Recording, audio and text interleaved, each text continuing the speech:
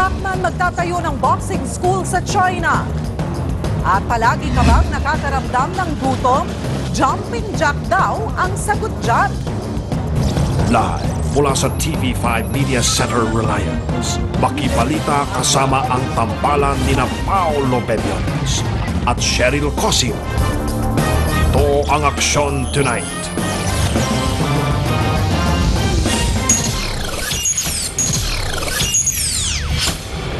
Suspect na rin sa pagpatay sa race car driver na si Enzo Pastor ang kanyang misis. Hinihinalang kalaguyo niya ang utak umano sa krimen na naaresto kahapon. Nasa gitna ng aksyon si Renzo Ongkiko. Hindi na raw nakita ng mga magulang ni Enzo Pastor ang misis niyang si Dalia 40 araw matapos ang pagpatay sa race car driver. Ngayon pinaghahanap na siya ng mga otoridad at sinisilip ang kanyang papel sa krimen. Lumulutang kasi ang anggulong love triangle bilang motibo. Ang na-establish po natin dito may relasyon itong si Domingo, si Sandy, at yung asawa po niyang si Dalia.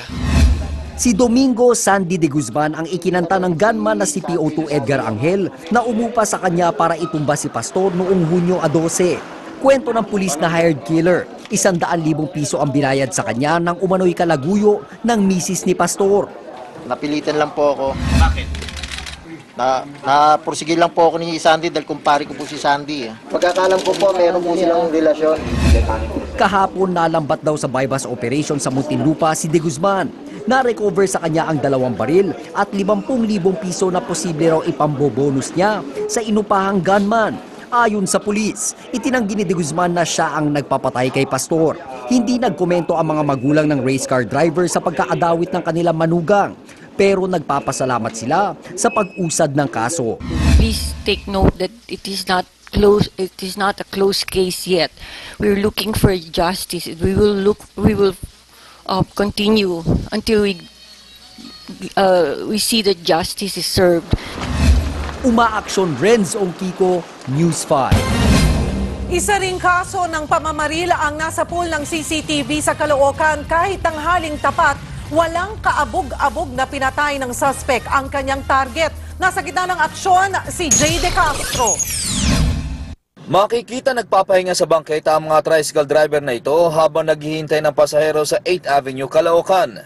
Pero sa tricycle driver na si Romel Manalastas, hindi na siya muling nakabiyahe. Maya-maya kasi, dumating ang lalaking ito na sunod-sunod na nagpaputok ng baril. Nasa pool si Manalastas na nung una, aakalain mo pang hindi napuruhan. Tinignan niya pa ang kanyang tama, pero tumumba na siya hanggang sa bawian ng buhay. Sakit sa amin. Lalo na birthday po ng asawa at saka ng anak niya kahapon. Kinumbitan niya kami pumunta rito para magsalo-salo kami dun sa pansit na sinasabi niyang lulutuin at saka yung ulam. Pagdating namin dito, ganyan na nangyari sa kanya. Bukod kay Manalastas, nadamay ang isa pang driver na si Ferdinand Pamparo. Makikita sa CCTV na iniinda nito ang kanyang tama at tila humihingi ng saklolo. Hindi na siya umabot sa ospital. Ito namang binaril, tumakbo sa kanya at ginawa siyang palangga. Ayon sa barangay, sakay daw ng motor ang mga suspect. Yun nga lang, hindi napalakahan ang motor. Wala ring nakakita sa pamamaril. Sabi ng mga kaanak ni Manalastas, may nakaalitan daw ang biktima. Kami may suspecha po ang tumira dyan, mga pusher. Humingi po kami sa inyo ng tulong. Bigyan po natin katurungan ng buhay ng kapatid ko. Kinikilala na mga suspect base sa kuha ng CCTV. Umaaksyon, Jay De Castro, News 5. Inilibing na kanina ang isa sa mga estudyante ng Bulacan State University na nalunod noong nakaraang linggo. Naging emosyonal ang mga kaanak at mga kaklase ni Michelle Bonzo. Suot pa ng ilan na ang puting damit na may katagang "You Mitch" at "You will be missed." Ang pamilya naman ni Mitch nanawagan ng hustisya. Bukas, sabay-sabay daw silang magsasampa ng kaso ng mga pamilya nang namatay sa pagkalunod laban sa Bulacan State University. Samantala, halos 2 oras na bitin ang biyahe ng MRT kanina dahil binaha ang kanilang riles. Nasabay ang aberya sa inspeksyon ng mga eksperto na hahatol kung dapat na bang itigil ang operasyon ng MRT. Nasa gitna ng aksyon, Simon Gualvez. Kapansin-pansin ang biglang pagdami ng mga pasahero nag-unahan sa pagsakay sa bus sa EDSA pasado alas 2 ng hapon. Marami sa kanila mag-MRT sana. Pero naging biyahe hanggang Shaw Boulevard Station lang kaya marami ang napilitang magbus. Ang isa sa mga naging problema kanina is yung may baha doon sa isang underground na station natin. So, nag-reduce tayo ng speed. Tiyempong nasabay ang aberya sa pagsusuri ng mga eksperto galing sa Mass Transit Railway ng Hong Kong. Sa loob ng halos 2 buwan, aalamin nila kung dapat na bang itigil ang operasyon ng MRT lalo't napapadala sa aberya. Sa kabila ng ginagawang auditing ng mga eksperto galing sa Hong Kong, siniguro ng pamunuan ng MRT na hindi mahihinto yung operasyon ng mga tren lalo tuwing gabi gagawin yung pag-iinspeksyon sa mga bagon. Isa sa mga nakikitang solusyon ng pagtaas ng pasay sa MRT. Aprobado na ito pero hindi lang maipatupad. Kasi yung malilikom natin doon sa fare adjustment, ipupunta natin yan sa mga rehabilitation at saka sa mga upgrading natin. 12 pesos ang pasay ngayon sa MRT. 42 pesos naman ang subsidiya o sinasagot ng gobyerno. Wala pa mang fare hike, umaalma na mga pasahero. Puro na nga problema ang MRT tapos tataasan pa. Meron namang budget talaga para sa maintenance. Tingin ng maintenance provider ng MRT, magiging pareho lang ng kanilang rekomendasyon ang sasabihin ng mga eksperto galing Hong Kong. Yung refurbishment nga, remodeling, upgradings of the system. Umalma rin ng kumpanya sa sinabi ng MRT na hindi to kontento sa kanilang performance. We don't operate MRT3. We only maintain the system and the trains. The supervision, the operation are DOTC. Saglit namang naantala ang operasyon ng LRT Line 1 dahil sa isang tren na ayaw sumarang pinto sa Pedro Hill Station. Agad namang inilipat ng tren ng mga apektadong pasahero. Umaaksyon! Mon Gualvez, News 5! Umani ng iba't ibang reaksyon ang bagong bukas na South Station sa Muntinlupa. May natuwa dahil mas malapit sa kanila ang sakayan ng bus. Pero marami rin ang nabad trip. Umaaksyon live si Sean Yao. Sean. Cheryl, nandito nga tayo ngayon sa bagong South Interim Station sa Muntinlupa. Simula ngayong araw kung sasakay ka ng bus papunta o galing ng Bicol at Visayas, dito na po ang sakayan at babaan. Kasama ang kanyang kapatid, matyagang naghihintay ng bus pa Sorsogon si Aling Nelia. Hahabol sana sila sa piyesta sa kanilang probinsya. Galing silang Las Piñas at marami silang dalang bagahe, kaya naman malaking ginhawa raw na dito sa South Station ang sakayan. Nag-taxi po kami. Malayo po yung nilakad. Medyo, konti lang dahil diretso naman po ang taxi dito. Simula kasi ngayong araw, hanggang sa South Station sa Muntinlupa na lamang ang provincial buses na mula Visayas, Laguna at Bicol. Pero sa mahigit 500 registered na bus pang probinsya, mahigit 200 lang muna ang nilagyan ng sticker tag. May lawak na 5,000 square meters o halos kalahating ektarya ang laki ng istasyon. Meron itong waiting area para sa mga pasahero at 2 banyo. One-stop shop na rin ang terminal dahil paglabas mo rito, makakasakay ka na agad ng jeep, UV Express at mga city bus. Pero ang ibang pasahero, na bad trip. Mahirap kasi malayo ang nilalakad. Kaya dapat mayroon dyan pagkain na bilihan. Para pag may gutom, makakain, di ba? Yung CR?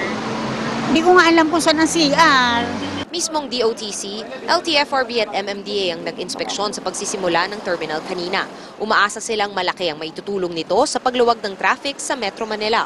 556 na buses na dati pumupunta sa EDSA, mawawala na. Kung itong 4 na nandito ngayon hindi tumigil dito, kasama natin ito sa rush hour sa EDSA. Oobserbahan ng Muntinlupa City ang bagong sistema sa loob ng 1 buwan. Kung magdulot ito ng negatibong epekto sa kanilang lungsod, handa raw silang ipatigil ito. Cheryl, sa ngayon, maluwag na dito at mangilan-ngilan na lamang ang mga bus na naglo-load at unload. Pero mukhang organisado naman ang lahat. Alam na ng mga bus kung saan sila pupunta, hindi sila nawawala-wala. Wala na rin yung mga traffic at MMDA officers dito at tanging mga CQ ang nagbabantay at nagdidirekta ng traffic. Kayang-kaya na raw nila ito dahil na-brief na raw sila ng kanilang officers sa gagawin. 24 hours din ang operasyon nitong bagong South Station. Ulitin lang natin na hindi ito yung South Station na nasa Star Mall, Alabang sa kahabaan ng SLEX, kung hindi sa tapat nito sa likod lamang ng palengke malapit sa gilid ng Philinvest Corporate City. Cheryl? Maraming salamat, Sean Yao. Sa ibang balita, isa-isang sinagot ni Vice President Jejomar Binay ang mga tirada sa kanya at kanyang pamilya. Pero ang mga kritiko niya nakulangan daw sa paliwanag ni VP. Nasa gitna ng aksyon si Ina Zara. Sumagot ka. Yes or no. Yun lang. Mainit si Vice President Jejomar Binay nang humarap sa media isang araw matapos siyang akusahan ng dating Vice Mayor na si Ernesto Mercado na kumikbak sa overpriced umanong Makati City Hall, Building 2. Ako at ang aking pamilya ay walang tinanggap na kahit anumang pera sa kahit anumang transaksyon sa lungsod ng Makati. Giit ni Binay kahit pa raw magsagawa ng audit ang COA, hindi raw siya natatakot. Basa tuloy ni Binay, itinaon ang investigasyon sa survey sa susunod na linggo para sa 2016 elections. Kaya pati ang mga senador na nagsagawa ng pagdinig, binanata na rin ni Binay.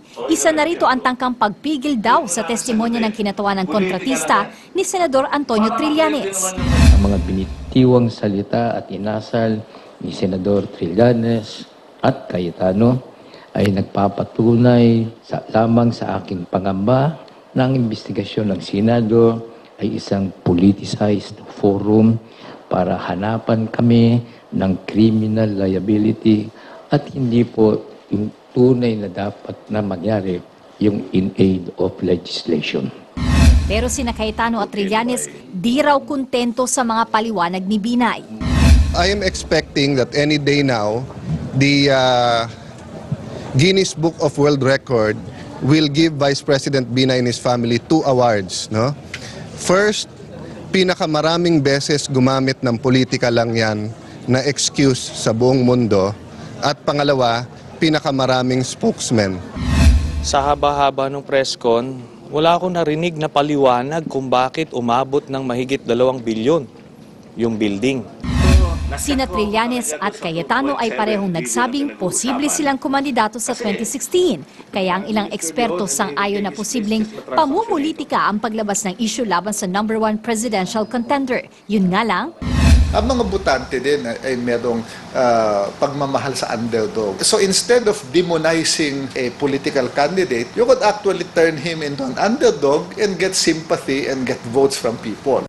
ang palasyo naman dumistansya sa ginagawang investigasyon kay Binay. At the end of the day, it will be up to the Filipino people to make the judgment. Umaaksyon Ina Zara, News 5. Alamin naman natin ang magiging lagay ng panahon mula kay Leah Cruz. Leah? Cheryl, patuloy na makakaranas ng ulan ang timog na bahagi ng Pilipinas bukas. Epekto yan ng low pressure area na nasa silangan naman ng hinatuan sa Surigao del Sur. Malabo itong maging bagyo pero unti-unting aakyat hanggang sa silangan ng Visayas. Kaya naman makakaranas ang Mindanao ng mahina hanggang katamtamang ulan at mahina hanggang katamtamang ulan naman ang mararanasan dito sa Visayas, partikular sa Samar at sa Leyte. Habang ang Luzon ay makakaranas ng maulap na panahon na may minsang pag-ulan. At yan ang lagay ng panahon. Balik sa'yo. Susunod, Senadora Miriam Defensor Santiago tinalo na ang sakit na cancer. Pagtakbo bilang presidente sa 2016, pinag-iisipan daw niya. Huli naman ang modus ng dalawang lalaki na yan na miyembro umano ng Ipit Taxi Gang. Pasaherong biktima ninakawan na, sinuntok at sinaksak pa. Ninakaw na relo mula sa bagahe ng isang OFW sa NAIA na booking na ibinebenta sa internet. Suspect huli sa entrapment. At Takman magtatayo raw ng Boxing Institute sa China.